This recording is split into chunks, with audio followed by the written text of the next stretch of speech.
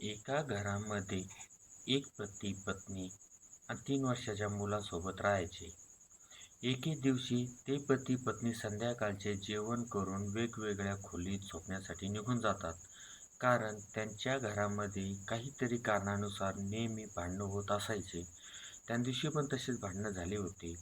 पण नवरा त्या रात्री गाढ झोपी जातो आणि अंदाजे मध्यरात्री तो जाग येते आणि उठ त्याला बायकोच्या खोलीतून विविध प्रकारचे असे आवाज ऐकू येतात. म्हणून तो दरवाजाजवळ जातो आणि दरवाजा हळूच लोटतो. त्यावेळेस समोरचे दृश्य पाहून त्याच्या पायाखालची जमीन सरकते. त्याच्या डोक्यावर आभाळ कोसळतं. समोरील दृश्य बघून तो हादरून जातो आणि त्याच्यानंतर त्याच्यासोबत असा काही प्रकार घडतो की जो ऐकून तुमच्या अंगावर शहारे आल्याशिवाय राहणार नाही. आणि ही घटना काय आहे हे पूर्ण समजून घेण्यासाठी व्हिडिओ आपला शेवटपर्यंत ऐका. त्यावेळेस तुम्हाला नेमका हा प्रकार काय झालाय आणि का हादरून गेले आणि का अंगावर काटा येईल याचं सविस्तर असं तुम्हाला कळून जाईल. बघूया आपण. याच्यासाठी आपल्याला जायचंय उत्तर प्रदेश. म्हणजे जायचं म्हणजे लगेच जायचं नाही, फक्त बोलण्यात जायचंय. उत्तर प्रदेश. उत्तर प्रदेशमधला आग्रा हा जिल्हा आहे. आग्रा म्हणजे ताजमहाल. आता तिथला एकता पोलीस स्टेशन अंतर्गत येणारं लुधियाना हे गाव आहे. ह्या गावामध्ये काय असतं, लहू अंकुश आणि त्याची पत्नी गौरी आणि त्यांचा 3 वर्षाचा मुलगा हे राहत असतात. आणि सुखी कुटुंब, लहान कुटुंब असतं. आई-वडील असतात. आई-वडील हे सरकारी नोकरीला असल्यामुळे ते दुसऱ्या शहरात राहत असतात. त्याच्यानंतर लोह अंकुश आहे याच्या ज्या 5 बहिणी मोठाल्या यांचे लग्न होईल असते आणि त्या पण त्यांच्या संसारात सुखी असतात. म्हणजे यांच्या संसारात कोणी लुडबुड करायला नसतं. फक्त ते दोघं नवरा-बायको गुण्यागोविंदानं संसार करत असतात. आणि लोह अंकुश हा बांधकाम मिस्त्री होता. म्हणजे बांधकाम करायचा असा त्याचा धंदा होता. आणि तो काय करायचा, काही लागलं बायकोला त्याच्या, कारण की आता मिस्त्री, मेन मिस्त्री म्हणल्यानंतर, मुख्य मिस्त्री म्हणल्यानंतर तो मेन ठेका घ्यायचा आणि चालायचा. त्यांना पैशाची कमी नव्हती आणि गौरीला पण कशाची तो कमी पडू देत नसे. असे दिवसामागून दिवस गेले. 6-7 महिन्यापूर्वी लौह अंकुशचा चुलत भाऊ, मग चुलत त्याचा मुलगा सुंदर, हा काय केलं, हा दुसऱ्या शहरात कामाला जाईल होता. तो गावात आला आणि त्यानं सांगितलं की दादा तुझ्याकडे काम मिळेल का? कारण की हा सुंदर हा 21 वर्षाचा तरुण होता. तो म्हणे, "हां, आपण मिस्त्री म्हणे, तू मिस्त्रीच्या हाताखाली काही काम करू शकतो, ये." आणि तो 6 महिन्यापासून मिस्त्रीच्या हाताखाली, म्हणजे आपल्या भावाच्या हाताखाली तो कामाला सुरुवात केली. आता कामाला सुरुवात केल्यानंतर त्यानं काय केलं, की काही लागलं घरून जायचं असलं की सुंदरला पाठवायचा. आता सुंदर गेला की सुंदर आणि गौरी यांचं काय देर भावजेत नातं. त्यांची हसी मजाक चालायची. मजाक-मजाकमध्ये ते जवळ आले. नजराला नजरा भिडल्या. आता यांचं काय झालं, नजराला नजरा भेटल्यानंतर आता ही गौरी ही 25 ते 26 वर्षाची. आता हिच्या पण मनात भावना उफळून यायच्या. कारण तुम्हाला माहिती आहे, मिस्त्री काम म्हणजे हार्ड काम आहे आणि हार्ड काम केल्यानंतर घरचा माणूस तो जसा पहिल्या सुरुवातीला जसा असतो तसा तो नांगरणी, वखरणी अशी करू शकत नाही. म्हणजे त्याचं काय, तू कधी दमणार, कधी झोपणार असं. आणि गौरी म्हणजे हिला काही कामधंदे नाही. हिचं सतत मनात तेच विचार यायचे. त्याच्यानंतर रील बघायची Instagramवर आणि तिच्या मनातल्या भावना उफळून यायच्या. आता यानं काय की हे सुंदर आल्यानंतर हिनं पण त्यासोबत लाडीगोडी, बोलणं चालणं, नजराला नजरा भिडल्या. एकमेकांच्या नजराची नजराला भाषा कळाली. एकमेक जवळ आले. पहिले मानसिकतेने आले, नंतर शारीरिकरित्या जवळ आले. जवळ आल्यानंतर यांच्यात काय झाला, वासनेचा खेळ सुरू झाला. आता हिला काय वाटू लागलं, की लव अंकुशपेक्षा सुंदर हा टायमिंग पण चांगला आहे. आता याचं जेवण असल्यामुळे याचा टायमिंग पण चांगला होता आणि अविवाहित होता. त्याच्यामुळे याचा कार्यक्रमच ओके होता. आणि तिला गौरी सुंदरकडं जास्त आकर्षित व्हायला लागली. आता सुंदरकडं आकर्षित व्हायला लागल्यानंतर हिला काय वाटू लागलं, आपल्याला जर का आपल्यापेक्षा 7-8 वर्षांनी लहान असलेला आपला दीर हा जर आपल्यावर लाईन मारतो, म्हणजे आपण अजून जवान आहे. म्हणून पुन्हा तिनं काय केलं, राहणीमानात बदल केला, मेकअपमध्ये बदल केला, विविध प्रकारचे मेकअप करू लागली, केस मोकळे सोडायला लागली, म्हणजे अलग-अलग प्रकारची स्टाईल मारायला सुरुवात केली.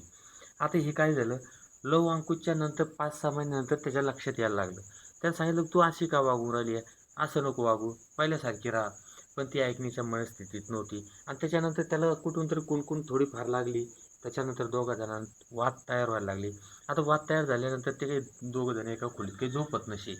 बायको आलं खोलीत जायची, नवरा आलं खोलीत जायचा आणि त्यांचा जो 3 वर्षाचा मुलगा आहे, हा म्हणजे वडिलांच्या खांद्यावर जास्त खेळणारा होता. म्हणून तो मुलगा काय करायचा, अक्षरशः तो वडिलांकडं झोपायचा. म्हणजे वडिलांच्या बेडवर झोपायचा आणि पत्नी त्याची जी गौरी ती अलग रूममध्ये जायची.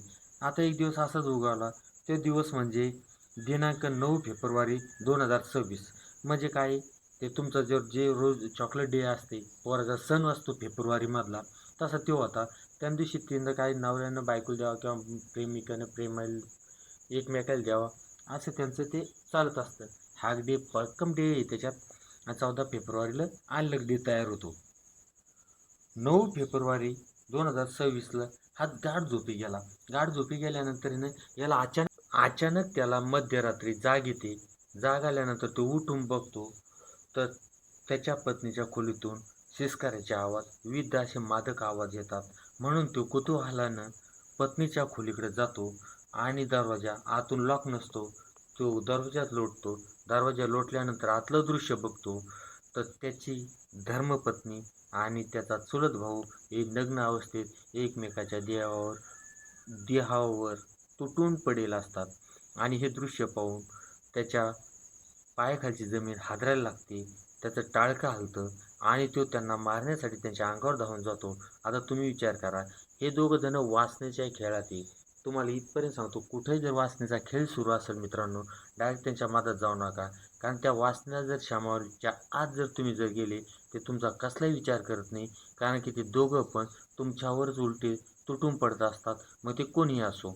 त्याच्यानंतर हे तिथं वासनेच्या खेळात तिथं गेल्यानंतर ते दोघं जण नग्न अवस्थेतच याच्यावर तुटून पडले आणि या दोघा जणांनी याला खाली पाडलं. एका जणानं हातपाय दाबले आणि दुसऱ्यानं त्याच्या नाकावर उशी दाबली, मारहाण केली.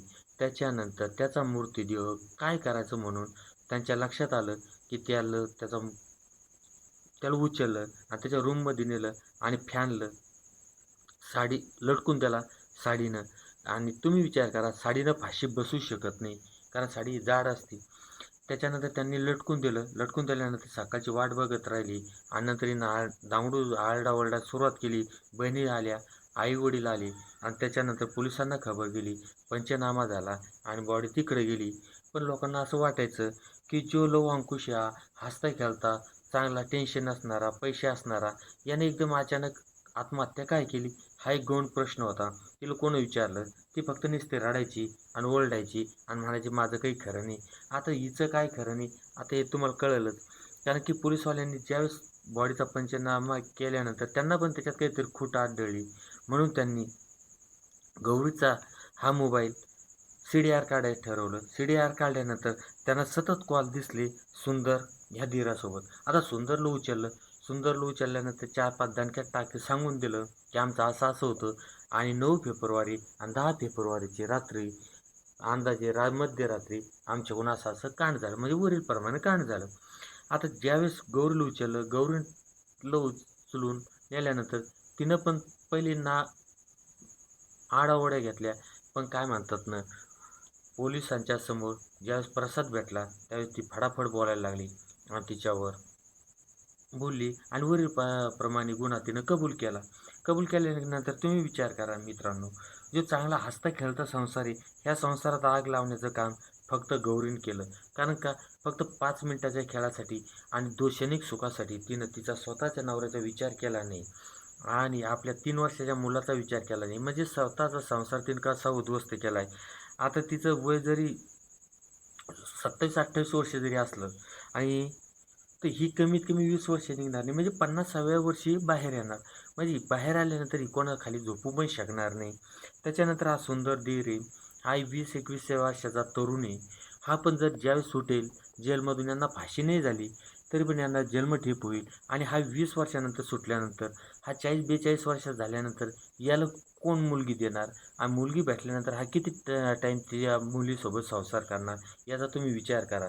कारण की तुम्ही काय करताय, फक्त क्षणिक सुखासाठी. आपण ही स्टोरी याच्यासाठी बनवतोय, ज्या क्षणिक सुखासाठी आपण जे गुन्हे करतोय, जे क्राईम करतोय, याच्यापासून आपण परावर्तित व्हावं आणि हे गुन्हे आपल्या हातातून घडू नये, याच्यासाठी आपल्याला याच्यात कोणाला बदनाम करायचं नसतं, कोणाला नावं ठेवायची नसतील. फक्त आपल्याला याच्यातून काय शिकायला भेटते? कारण आपल्याला याच्यातून हे शिकायला भेटते, की आपण असले गुन्हे करायचे नाही आणि असले लफडे करायचे नाही. पुढची जर बळजबरी चालून अंगावर आली, तरी आपण दूर राहायचं. कारण की अनैतिक संबंधात कुठेतरी क्राईम हा घडेल असतो. त्याच्यामुळे मी कधीच्याही सांगत असतो तुम्हाला, अनैतिक संबंधापासून जेवढं दूर राहिलं जाईल, तेवढं दूर राहण्याचा प्रयत्न करा. जय हिंद, जय महाराष्ट्र.